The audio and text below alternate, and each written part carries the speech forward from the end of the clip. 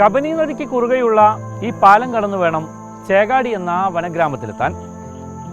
ഗോത്ര കാർഷിക സംസ്കൃതി പേറുന്ന ചേകാടി വയനാട്ടിലെ ഏറ്റവും പഴക്കം ചെന്ന ജനവാസ കേന്ദ്രം കൂടിയാണ്. എവിടെ തിരിഞ്ഞാലും നെൽകൃഷിയും പച്ചപ്പും മാത്രമാണ് ചേകാടിയുടെ കാഴ്ച.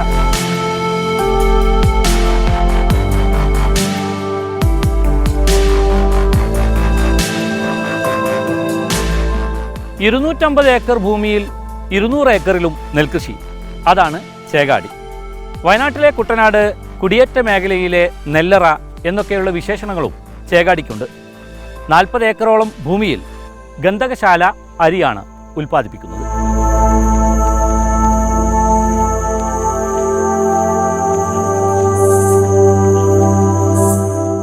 മൂന്ന് ഭാഗം വനവും ഒരു ഭാഗം കബനിയായ ചുറ്റുപാടും 4 ഭാഗം വനത്തിൽ കിടക്കുന്ന നമുക്ക് ഏറ്റവും കോൺഫ്ലിക്റ്റ് എന്ന് പറയുന്നത് വന്യമൃഗവും മനുഷ്യനും തമ്മിലാണ്. അതിനെ സംരക്ഷിക്കാൻ വേണ്ടി, അല്ലെങ്കിൽ അത് തുരത്താൻ ഞാൻ പറയില്ല, അതിനെ വയലിനെ സംരക്ഷിക്കാൻ വേണ്ടി അരിപ്പന്തൽ മുതൽ അതിൻ്റെ സാഹചര്യം മുതൽ അരിപ്പന്തൽ മുതൽ നമ്മുടെ മാടം മുതൽ ഏറുമാടം വരെ ഉണ്ടാക്കി നെൽകൃഷിയെ സംരക്ഷിക്കുന്നതിൽ അതിഗൗരവം കാണിക്കുന്ന ഒരു ജനവിഭാഗം തന്നെയാണ് ചേകാടി.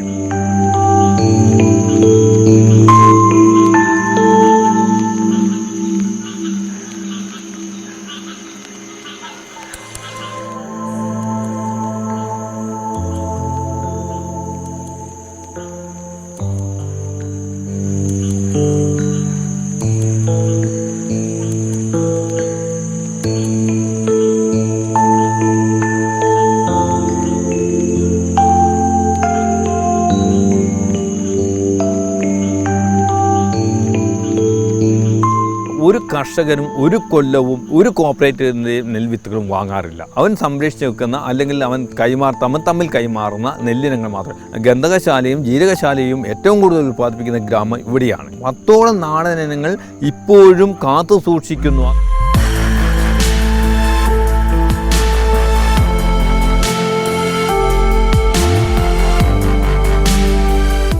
ചേകാടി ഒരു വിനോദസഞ്ചാര കേന്ദ്രമല്ല. എന്നാൽ ഗോത്ര ജീവിതവും കാർഷിക സംസ്കൃതിയും വന്യമായ ചുറ്റുപാടുമൊക്കെ ഇഷ്ടപ്പെടുന്നവരെ തൃപ്തിപ്പെടുത്താനുള്ളതെല്ലാം ഈ വനഗ്രാമത്തിലുണ്ട്.